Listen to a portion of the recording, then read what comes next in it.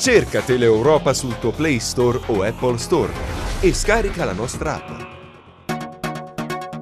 Parliamo adesso delle condizioni del nostro mare. Ebbene, l'ARPAC richiama i sindaci dei comuni di Acqua Appesa e Falconara Albanese e vieta la balneazione in 2 tratti di mare nei pressi di 2 torrenti. Il mare ad Acqua Appesa e a Torremezzo di Falconara Albanese non è limpido e cristallino, anzi è sporco. Lo certifica l'ARPAC, che questa mattina ha comunicato ai sindaci dei 2 comuni del Tirreno Cosentino i risultati delle analisi sulle acque di balneazione effettuate dopo alcune segnalazioni, già perché turisti e villeggianti continuano a lamentarsi per le condizioni del mare, dove spesso compare una maleodorante striscia marrone.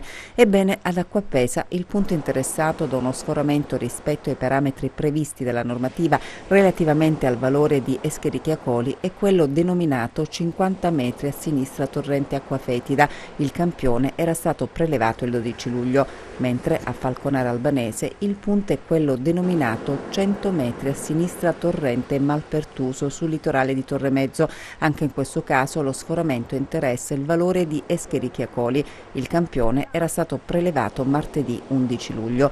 Ad entrambi i comuni è stato così chiesto di interdire il tratto di costa alla balneazione con apposita ordinanza sindacale, individuare la causa delle criticità e dare ampia informazione ai cittadini presenti sul tratto di costa interessato. Quanto prima poi saranno programmate ulteriori analisi per verificare se tali criticità saranno rientrate.